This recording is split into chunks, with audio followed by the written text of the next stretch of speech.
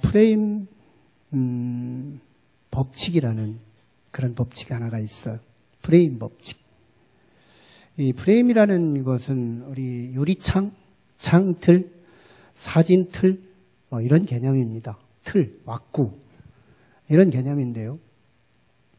이 틀을 어떻게 두고 볼 거냐 하는 것이 시선 또는 그 결과가 달라진다는 개념인데요. 이 프레임 원칙은 이 프레임이 여기서 볼 거냐 저쪽에서 볼 거냐, 프레임을 작게 볼 거냐 크게 볼 거냐, 프레임이 동그랄 거냐 세모일 거냐, 모양이 다르게 될 거냐에 따라서 우리가 보는 감흥과 결과들이 다르게 나타나더라는 거예요. 여기에서 우리는 그 프레임론에서 다루어지는 일화, 쉽게 이제 오가는 이야기 중에 하나가 한 교회 청년 둘이 교회를 가다가 한 청년이 다른 청년에 이런 말을 합니다. 형제야, 기도하다가 담배를 피우면 어떻겠니? 안 그래도 기도하다 말고 담배가 이렇게 피우고 싶어지는 거예요. 자기 고민이었어요. 그래서 친구한테 물었더니 된다고도 할 수 없고 뭐 대답할 수가 없는 거예요. 그래서 우리 목사님한테 한번 물어볼까? 물어본 거예요. 목사님, 이제 기도하다가 담배를 피워도 될까요? 목사님이 진노하죠. 그러면 안 되죠. 하나님하고 대화하는 건데, 하나님하고 독대하는 건데, 하나님하고 통하는 건데, 거기도 하다 말고 담배를 피우면 되겠어요? 원래 피던 이 친구가 너 어떻게 질문했길래 이렇게 질문했다? 내가 가서 다시 한번 질문할게. 목사님한테 갔어요. 목사님, 담배 피우다가 기도하면 어떨까요? 그랬더니 목사님 얼굴이 온화해지면서 오케이, 좋아요. 변화되는 분위기잖아요. 새로워지는 분위기, 회개하는 분위기. 그러니까 너무너무 환영해 주는 거예요. 그래서 와서 이렇게 자기 친구한테 질문에 따라, 프레임에 따라 결과는 다른 거다. 한 대학생이 공부하다가 저녁이 되면 술집에 가서 알바를 한다면 사람들은 뭔가 이렇게 아주 뭔가 수치스러운 이미지를 갖게 될 거예요. 그런데 밤에 술 장사하다가 낮 시간에 열심히 학교에 가서 공부를 하는 아가씨가 하나 있다면 그런 그 학생은 정말 굉장히 고무적으로 긍정적으로 우리들이 인식이 될 겁니다. 어떤 프레임으로 그것을 볼 거냐 하는 그런 개념인데요. 하지만 지난 주일날 우리가 말씀을 이제 사냥꾼의 세 가지 원리를 갖고 원수 하만을 장대 끝에 매다는 그런 역전의 이야기를 함께 나눴습니다. 이스라엘 백성은 한 2500여 년 전 중동 지역에 페르시아 제국이라는 제국이 있었는데 이 나라의 주변 국가들이 다 포로로 끌려왔던 거예요. 그 중에 소수민족이었던 이스라엘 백성들도 끌려옵니다. 근데 그 제국의 페르시아 제국의 왕이 아하수에르 왕인데 이 왕 때 악한 하만, 아말렉족 속에 해당되는 유대인과의 갈등적인 민족이었던 아말렉족 속의 하나였던 하만이 그 제국에서 국무총리가 된 거예요. 실권자가 됩니다. 그러니까 악한 사람이 권세를 얻으니까 이 권세가 악하게 쓰여지는 거예요. 그래서 자기가 왕 노릇을 하려고 실제 숨어서 왕 뒤에서 숨어서 실제 왕 노릇을 하려고 존경을 숭배 이상, 우상 숭배 이상으로 존경을 받으려고 욕망을 갖고 대궐문을 드나드는데 모르드게가 말을 안 듣는 겁니다. 그래서 모르드게를 죽이려고 하다가 조사하다가 모르드게가 유대인이라는 것을 알고 역사적으로 앙숙관계였던 아말렉족 속의 악한 하만은 야, 모르드게 하나만 죽여서야 시원하겠냐. 유대인들을 이참에 다 죽여버리자 해가지고 왕에게 가서 여러 가지 모략과 계략을 통해서 유대인들을 폄하하고 그들을 죽이도록 조서를 내리게 합니다. 제1조서. 네. 제1조서를 내리고 난 뒤에 백성들이 이제 유대 백성들은 그날 470 BC 474년도에 유대 백성들은 한날 한시에 페르시아 제국의 국민들이 다 대들어서 유대 족속이라면 다 죽이고 그들의 재산이 많았거든요. 하나님께서 유대인들에게 축복을 해주셨던 거예요. 그들의 재산을 뺏을 권한을 주셨던 거예요. 네. 제1조서 이거를 얻고 유대인들이 정말 죽음의 날을 기다리고 절망적 미래관을 갖고 하루하루 살다가 에스더의 역할을 통해서 반전이 됐습니다. 하만이 죽은 거예요.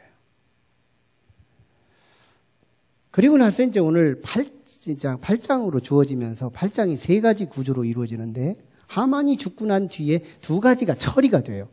하나는 하만의 집을 왕이 뺏어서 에스더에게 주고 에스더가 관리권을 모르드게아, 사촌 오빠였던 모르드게아한테 관리권을 줍니다. 이게 첫 번째 사건이고 처리 사건이고, 두 번째는 하만의 손가락에 왕의 권세가 상징되는 왕의 반지, 도장 반지가 있었는데 그걸 빼서 에스더의 사촌 오빠였던 모르드게, 왕을 구명했던 모르드게한테 껴주면서 국무총리를 하게 합니다. 이제 완전히 생명도 뒤바뀌었고 권세도 뒤바뀐 거예요. 예. 그러면 이 정도 되면 이제 뭐 다른 게 할 것이 없잖아요. 종식됐다고 볼 수 있잖아요. 이 2가지가 이제 처리된 거예요. 그 다음에 3절로 14절까지 오늘 이제 말씀을 대독한 말씀인데요. 이 말씀이 그 에스더가 다시 왕께 눈물로 왕 앞에 나가서 호소하는 내용이 나옵니다. 그 호소를 통해서 제2조서를 받아내는 건데요. 그 내용이 이제 오늘 말씀을 주로 다룰 말씀이고요. 마지막에 15절에서 17절 3단계로 나누어지는데 마지막 부분에는 유대인들이 영적 전쟁이 다 끝나고 놀라웠게 기쁨과 존귀함을 통해서 잔치를 베풉니다. 유대인들이 잘 나가는 거예요.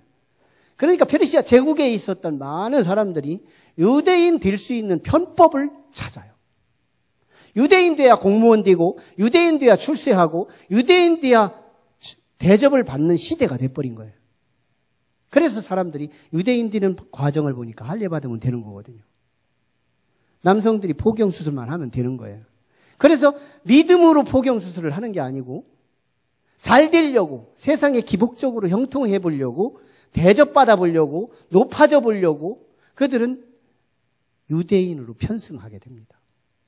그렇네요. 그래서 그 사람들이 유대인들을 두려워하는 완전한 역전의 분위기를 보여주고 있는 말씀이죠.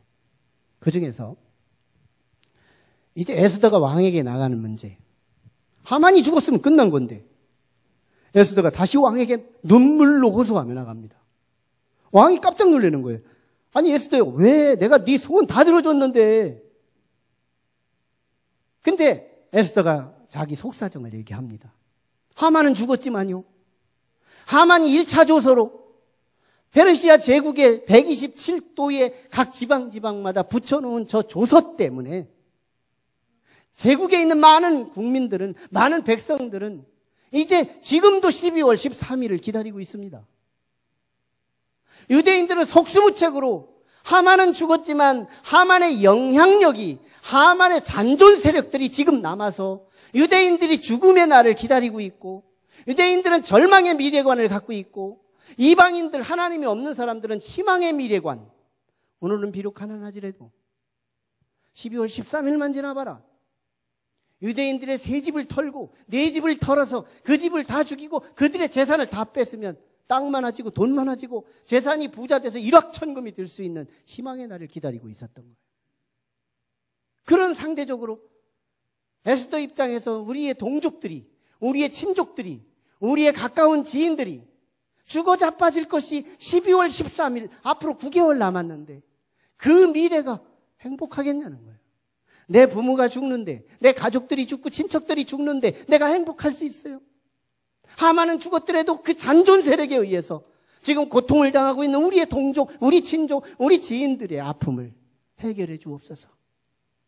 그래서 1차 조서를 철회해 주세요 라고 제안을 한 겁니다. 그랬더니 왕이 에스더요, 사정은 딱하지만 왕의 명으로 1차 조서를 선포하고 반포하면 이건 권위야. 천상천하의 이 황제의 절대 권위를 내가 스스로 범하면 안 되거든. 그래서 1차 조서는 내비둬. 그 대신에 내가 2차 조서를 너에게 허락을 해줄 테니 이 2차 조서의 그 내용은 유대인들의 유의하게 조서를 작성해. 도장은 내가 찍으라고 내가 도장을 모르드게한테 내가 준 그 도장을 찍어서 127도에 수많은 다민족 가운데 그 각 나라마다의 언어로 번역해서 조서를 각 127도에 가서 역졸들을 시켜서 가서 방을 붙이라고 말을 하는 거예요. 그 조서 내용은 이거였어요. 그 조서가 474년도에 BC 474년도에 조서가 작성이 되는데 2월 23일 날 이 내용은 12월 13일이 되면 거사일이 되면 유대 백성들은 한데 모여서 함께 모여서 공동체로 살고 공동체로 있으면서 페르시아 제국의 어떤 다민족들이 유대인들을 죽이고 재산을 뺏으려고 시도하고 접근해 오거든 너희는 공동체로 반응해. 그래서 너희 스스로의 생명을 보호하고 재산을 지켜라 하는 조서였어요. 이 권한을 왕권의 권한으로 허락하노라 하는 조서를 내립니다. 이 조서가 유대인들을 다 살려요. 놀라운 운명의 전환이죠. 저는 이 조서, 이 제2조서에서 우리가 너무너무 익숙하게 듣고 너무너무 많이 들어서 식상한 이 복음의 진리를 프레임으로 엮어보는 거예요. 하나의 창틀로 보는 겁니다. 이 창틀로 비유할 때 너무 딱 맞는 진리가 있는 거예요. 아, 이 구원의 진리가 구약 성경의 신약의 복음이 녹아있구나 하는 것을 볼 수 있었던 겁니다. 제2조서, 이것은 복음이었다. 제2조서, 이건 복음이었다. 하나님의 백성들의 미래의 희망관으로 전환되는 복음이었다. 여기 제1조서를 보는 겁니다. 제1조서는 12월 13일, 앞으로 9개월만 되면 지나는데 그 12월 13일 되면 유대인이라는 피가 흐르면 다 죽어야 되는 겁니다. 죽는 이유가 있어요. 죄 때문이에요.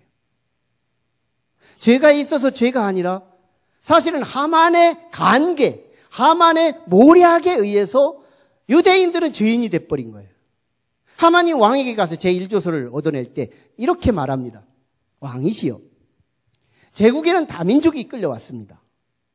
그런데 그 중에 소수민족 하나가 있는데 유대민족이라고도 말도 안 해요. 작은 민족 하나가 있는데 이 민족에는 자기 신의 고유한 신의 섬기는 법도가 달라서 제국의 황제의 법도와 너무너무 180도 다른 민족이 하나 있습니다. 그래서 왕의 어명을 어떤 것으로도 명령을 내리면 이 민족은 거스르고 순종하지 않는 민족 하나가 있으니 어떻게 하면 좋을까요? 아수에르 왕이요, 지난 시간에 나눈 것처럼 어떤 존재라 그랬어요? 단무지라 그랬잖아요. 단순하고 무식하고 지랄 같은 성질. 생각이 장고가 없어요. 한 가지 주제를 주면 오래 생각해보고 내일쯤 한번 대답하마, 이런 게 아니에요. 즉결즉 바로 판결해가지고 대답을 하는 거예요. 그런 놈 있어? 네가 조서 써서 내가 준 도장 찍어가지고 127도에 반포해가지고 그 민족 완전히 싹 쓸어버려라. 허락해버린 거예요. 그래서 제1조서가 나온 거거든요. 어쨌든 하만의 계략이든 하만의 모략이든 유대인들이 죽게 된 이유는 뭐냐면 죄 때문이었던 거예요. 그런데요, 이 부분이 우리가 예수 그리스도가 오기 이전의 상황과 딱 들어맞더라는 거예요. 에스더의 역할 이전에가 유대인들은 죄 때문에 다 죽어야 하는 문제, 운명 앞에 봉착된 것처럼 예수 그리스도가 이 땅에 오셔서 역할하기 이전에 우리의 아담 이후의 모든 인류는 한꺼번에 다 한 운명으로 가게 되는데요. 그 역할을 마귀가 합니다.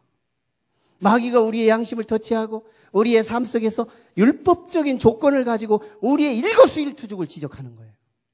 그래서 우리의 마음속에 죄책감으로 짓눌리게 하고 언젠가는 죽게 되면 우리는 지옥 갈 거라는 두려움과 불안 속에서 하루하루를 지내게 합니다.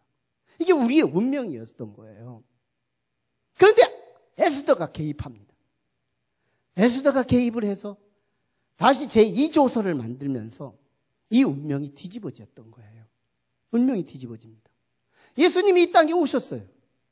그래서 예수님의 공생의 사역과 십자가의 죽음과 부활의 사건을 통해서 우리의 운명이 뒤집어졌던 것처럼 이 프레임이 같은 거예요.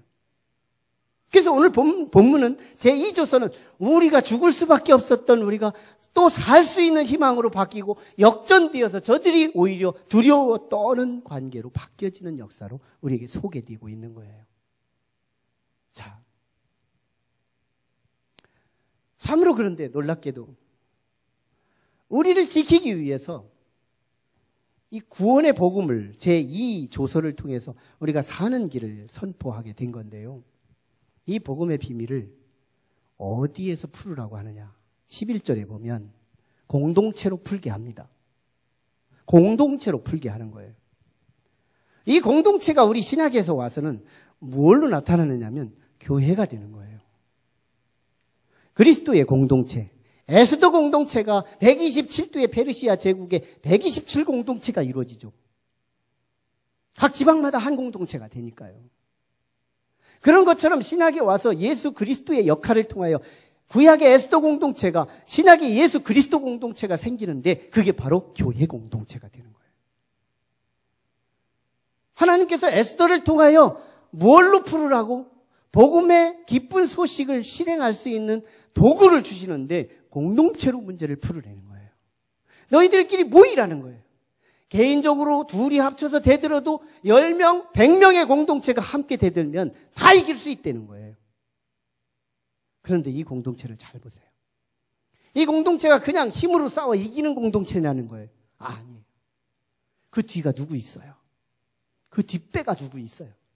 그게 누구예요? 에스더예요. 에스더가 누군데요? 왕의 사랑을 독차지한 사람이에요. 나라의 절반이라도 쪼개주고 싶어 하는 그 정도로 왕의 사랑을 매력처럼 끌어당겼던 사람, 에스더가 그 뒷배에 있는 거예요. 너희를 갈구치고 너희를 죽이려고 하는 원수들은 니들은 법적으로 왕후가 배후에 있으니 너희는 죽여도 감옥 가지 않는다는 거예요. 이 공동체는 힘의 원리가 아닌 거예요. 법적으로 반응하고 법적으로 싸워서 이길 수 있도록 보장해 줄 약속이 있는 공동체예요. 언약의 공동체. 거기에 언약이 있어요? 거기에 뒷배가 있어요. 에스더 뒤에 누가 있는데요? 절대 군주였던 아하스웨로 왕이 있었거든요. 당대의 왕은 절대 군주, 신권을 갖고 있었던 왕이거든요. 에스더 공동체는요, 놀라우기 힘의 원리가 아니에요. 많은 숫자가 작은 숫자와 싸워 이겨라, 이렇게 말한 게 아니에요. 너희들에게 내 뒷배로 사람이 필요하면 또 다른 사람을 붙여서라도 내가 네 공동체에 힘을 줘서 너희들은 사람을 죽여도 범죄하지 않겠고 감옥에 넣지 않겠다는 거예요. 왕명으로 그들을 죽일 권세를 주는 거예요. 그렇다고 가해야 하는 것도 아니에요. 대들면 방어하라는 거예요. 안전방어. 예, 방어를 하라고 주는 말씀이거든요. 하나님께서 풀어주시는 구원의 해법으로 공동체를 소개하고 있다는 이것이 오늘 우리 교회 공동체의 놀라운 신비를 말해주고 있습니다. 교회는요, 놀랍게 사람들의 모임이 아니에요. 교회는 사람들이 그냥 모인 게 아닙니다. 그래서 교회 안에서 우리가 사람의 뒤통수를 보고 사람의 이목구비나 보고 사람의 숫자나 보고 간다면 교회를 지금 온 게 아닐 수도 있어요. 교회에서 정말 하나님의 언약이 보이고 우리의 뒷배인 진정한 역사에 실세되는 에스더가 보이고, 아니 에스더보다 더 실세, 예수님이 보인다면 이 교회에서 볼 걸 보신 거예요. 그 예수님을 만나야 된다는 거예요. 그 예수님이 누군데요? 하나님의 사랑을 독차지하신 독생자 예수님이거든요. 그래서 교회 안에 오면 약속이 있어요. 주님이 있어요. 하나님이 계신 거예요. 그 사랑이 줄줄이 흘러요. 그래서 교회에서 주님의 사랑을 경험하고 교회에서 하나님의 능력을 경험하는 거거든요. 놀랍습니다. 그래서 교회는 놀랍게도요. 교회의 머리는 예수님이래요. 교회는 그리스도의 몸이래요. 몸으로 봐도 예수님이고 머리로 봐도 예수님인 거예요. 교회는 사람의 모임이 아닌 거예요. 하나님이 필요하시고 영광을 거두시기 위해서 사람들을 모았을 뿐이지 교회의 진정한 아이덴티티, 정말 정체성은 예수 그리스도인 거예요. 하나님의 사랑의 엑기스로 움직이는 공동체, 약속의 공동체, 승리의 공동체, 반전의 공동체, 놀라운 축복의 공동체, 은혜의 공동체, 이게 교회인 거예요. 여러분, 우리가 빈털털이면 지나가는 사람은 모르지만 도적은 알아봐요. 저거 껍데기구만. 벌써 파악해요. 강도는 알아봐요. 제가 참 청년 때 여의도 지하상가로 내려갔다 다시 올라가는데 두 청년이 나를 싹 스치면서 지나가는 거예요. 왜 멀쩡한 사람들이 이렇게 눈도 안 뜨고 가나 하고 봤는데요. 지하상가에서 딱 올라왔더니 뒤가 가벼운 거예요. 그때는 지갑을 뒷주머니에다 넣고 다녔어요. 뒷주머니가 이렇게 다 벌어져 버린 거예요. 칼로 오려간 거예요. 저를 스쳐가는 듯 하다가 이 칼로 제 지갑을 떼어간 거예요. 나는 사기꾼 은사 있다. 재능 참 탁월하다. 신적인 은사가 있어요. 나 여기 만진 기억도 없고 여기에 터치당한 느낌도 없었어요. 근데 정확하게 왜 이 호주머니에 있는 걸 아냐고요. 귀신 같다. 신통력 있다. 정말. 아는 거예요. 제가 아무 지갑이 없고 아무 돈이 없었으면 걔들은 저를 벌써 읽었어요. 해하지 않습니다. 도적은 어디에 먹을 게 있고 어디에 돈이 있고 어디에 가치가 있는 것을 알아봐요. 아무것도 안 가지면 도적도 안 껴요. 강도도 안 만납니다. 참 신통한 거예요. 먹고 살게 돼 있어요. 아무튼 놀랍죠. 세상의 공동체는 핍박이 없습니다. 인권으로 보호받아요. 국가에서 보호해요. 사회단체에서 보호해줘요. 놀랍습니다. 계모임은 돈 떼어먹고 도망가지 않는 한 계모임은 보장돼요. 사회 어떤 공동체도 다 보호받습니다. 그런데요, 교회는 박해를 받아요. 교회는 해킹을 당해요. 왠지 아세요? 교회는 복음이 있기 때문에요. 교회는 고가치함이 있기 때문에. 교회는 우리가 보지 못하는 진짜 가치가 교회 안에 있어요. 교회 안에는 영생이 있어요. 이 교회 안에 있다가 천국 가는 거예요. 교회 밖에 구원이 있다고 했다가 환난을 당했던 학자가 있습니다. 교회 안에 있을 때 우리는 천국 가는 거예요. 영원히 있어요. 교회 안에 있을 때 우리는 그리스도를 경험합니다. 그리스도가 누군데요? 하나님의 사랑이 흐르는 분. 하나님의 사랑이 엑기스로 흐르는 분. 에스더가 왕의 사랑을 독차지했던 것처럼 하나님 아버지의 사랑이 독차지할 수 있는 예수 그리스도. 하나님의 사랑 덩어리예요. 부글부글 끓는 사랑 덩어리예요. 엑기스예요. 이거 하나 가지고 모든 사랑, 이 지구를 덮어도 넉넉한 그 사랑이 예수 그리스도 안에 있습니다. 그거 가지고 우리는 이 땅을 이기는 거예요. 이 땅의 환난을 이기고 축복에도 겸손할 수 있는 능력이 흘러요. 교회 안에서 하나님의 사랑이 흐르는 거예요. 예수를 통하여 경험되고요. 교회는요, 세상의 돈으로도 바꿀 수 없고 명예로도 바꿀 수 없고 어떤 직위로도 바꿀 수 없는 너무너무 존귀한 것이 교회 안에 있는 거예요. 그래서 교회는 공산당이 박해합니다. 사회주의가 싫어합니다. 교회는 참으로 민주주의가 지켜주는 것 같죠? 한 해가 되면 수백 개씩 교회가 문을 닫는데도 나라는 꿈쩍도 안 합니다. 방관하든지 박해하든지 둘 중에 하나의 대상기관이 교회예요. 왜 그럴까요? 교회는 보배를 갖고 있기 때문에. 교회는 세상하고 바꿀 수 없는 존귀한 것이 교회 안에 있기 때문에. 그리스도가 있어요. 하나님의 사랑이 있어요. 영원한 언약이 있어요. 구원이 있어요. 생명이 있어요. 은혜가 있어요. 축복이 있어요. 영원한 영광이 있는 거예요. 가정은요, 보편적 은총이지만 각 가정은 하나님의 약속이 있습니다. 그래서 우리는 가정을 구성하려고 하는 이유가 그 약속 때문이에요. 이 공감 안 할 사람이 없죠. 직장에서 아무리 상사한테 상처를 받아도 그날 집으로 돌아가서 아내가 청국장 끓여주는 이 찌개 하나만 먹다 보면 당신 고생했어? 한마디에 봄눈 녹듯이 녹아요. 가정의 축복이에요. 하루 종일 노동하고 일하고 지쳐서 좀 더 일어나 앉아 있을 수도 없을지라도 가정에서 한숨만 자고 일어나면 사슴처럼 다리에 힘이 오르고 어디서 나오는지 체력이 다시 보충돼서 전기에다 꽂지도 않았는데 충전되어 있는 거예요. 가정의 축복이에요. 가정의 영광이에요. 중요한 건요, 이 영광을 경험하려면 가정의 어려움을 이겨야 합니다. 가정의 어려움을 이겨야 하는 거예요. 아, 나 가정 싫어.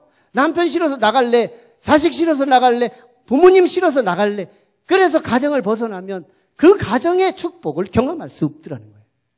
가정의 은총을 경험하려면 가정의 고난을 이겨야 한다는 겁니다. 학교는 어떨까요? 이 세상에 우리가 태어나면 지식의 빈주머니로 와요. 아무것도 모릅니다. 내가 어디서 왔는지, 누구에게로 가며 어떻게 살아야 되고 무엇을 붙잡아야 하는지도 모르고 무식하게 살아가는 거예요. 그런데 부모님의 뒷배로 학교에 들어가서 더하기 배우고 곱하기 배우고 음악 배우고 미술 배우고 역사 배우고 외국어 배워가면서 빵빵하게 지식이 생겨나요. 그래서 사람들에게 존귀함을 받고 칭찬을 듣고 박수를 받게 되는 위대한 인재가 됩니다. 그런데요, 그 학교가 이 친구가 나하고 화장실도 안 가요? 왕따 하는 거예요. 학교가 싫어지는 거예요. 저 선생이 싫고 이 선생도 싫고요.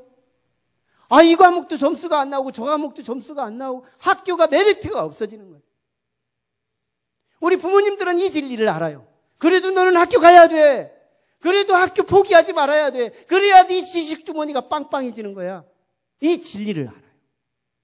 그래서 우리 부모님들은 자녀들에게 자꾸 잔소리해서라도 그 학교의 고난을 이기라고 권면하는 이유는 학교가 주는 영광 때문인 거예요. 회사는 어때요? 회사에서 한 달만 일하면 두툼한 봉투를 주는 거예요. Money is everything. 돈은 모든 것이다. 이거 사면 먹을 걸 먹을 수 있고요. 입을 것, 옷을 살 수 있고요. 집을 살 수 있고요. 돈이 있으면 모든 게 다 되는 거예요. 그런데 돈은 주는데 회사에 가면 직장 상사가 자꾸 압박하고 사장님이 박대하고 이 회사만 안 다니면 구원받을 것 같은 느낌이 오는 거예요. 그래도 옆 사람은 말할 수 있습니다. 그래도 참아라. 그래야 월급 나온다. 그래야 봉투 나온다. 그래야 돈 생긴다. 그 직장 생활의 고난, 그 회사만이 주는 고통을 이겨야 당신의 월급 봉투가 변하지 않아. 이 진리는 우리의 보편 속에서 누구나 다 인정합니다. 근데 교회만 빼놔요. 교회만 빼놔요. 교회는 교회만의 영광이 있어요. 영원한 천국의 약속, 그리스도의 만남의 약속, 하나님의 사랑의 약속, 영원한 약속, 축복의 약속, 은혜의 약속, 반전의 약속. 교회를 우습게 보지 말라. 교회는 이 세상과 비교할 수 없는 가치가 교회 안에 다 들어있다. 정말 교회 안에 보화가 있어요. 우리만 몰라요. 마귀는 알아요. 하만은 알고 있어요. 이 교회 안에 있을 때 우리는 구원인 거예요. 유대인들이요, 당신의 공동체에서 나는 아니야, 나 공동체 싫어, 저 사람 싫었기 때문에, 그래서 개인으로 나왔다면 그날 죽었을 거예요. 실제로 야사에는 그걸 기록하고 있습니다. 죽는다는 거예요. 공동체에서 나오는 순간 죽는 거예요. 왜? 약속이 없기 때문에 죽고요, 뒷배에 에스더가 없기 때문에 죽고요, 배우가 없기 때문에 죽을 수밖에 없어요. 힘이 모자라서 죽고요. 제국의 사람들은 뭉쳐오는데 나는 혼자서 어떻게 저항하느냐. 생명의 길이 하나 있다. 바로 교회 안에 머무르는 거예요. 이 교회는요, 단순히 사람처럼 보이지만 이 교회는 약속이 있어요. 그리스도의 피값으로 사신 거룩한 공동체예요. 영원한 천국이 여기에 약속되어 있어요. 하나님의 구원이 여기에 있습니다. 이것을 누릴 수 있는 저와 여러분이 되기를 주님의 이름으로 축원합니다. 그런 사람에게 15절과 17절에 나타난 기쁨과 존귀의 잔치가 벌어져요. 그리고 반전의 주인공이 이루어진다는 약속. 이 말씀이 저와 여러분에게 있어지기를 주의 이름으로 축원합니다. 기도하시죠. 이 시간에 같이 기도하실 때, 하나님, 제2조서가 복음인 줄을 이제 알았습니다.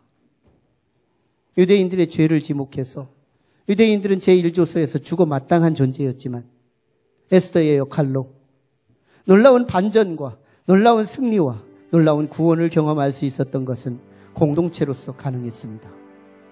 저들이 뭉쳐 있어야 살고 흩어지면 죽는다는 이 진리를 오늘 우리 교회의 관을 통하여 새롭게 구축되게 하시고 새롭게 정착될 수 있도록 피값으로 세워진 이 교회에 내 몸을 담고 보다 표피보다는 더 심 깊게 들어와 예수 그리스도를 만나는 진정한 예수의 용사들이 되도록 도와주시옵소서.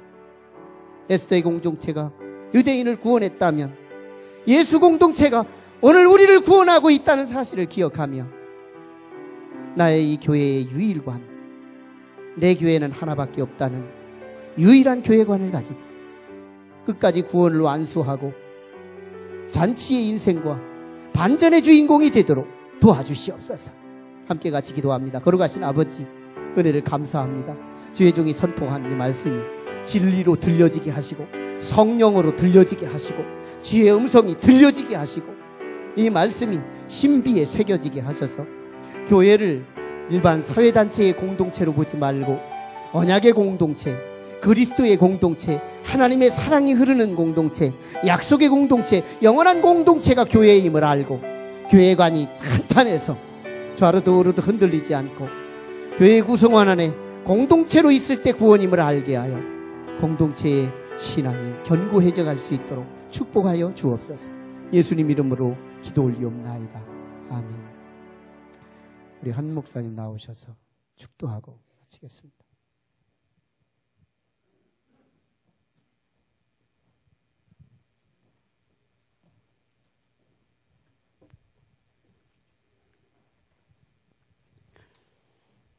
지금은 살아계셔 역사하시는 예수 그리스도의 크신 은혜와 하나님 아버지의 무한하신 사랑과 성령의 감동, 감화 역사 충만하심이 오늘 말씀으로 은혜 받고 또 결단하고 돌아가는 모든 신년을 발걸음 위에 생활 위에 직장 위에 함께 하시기를 간절히 축원하옵나이다. 아멘.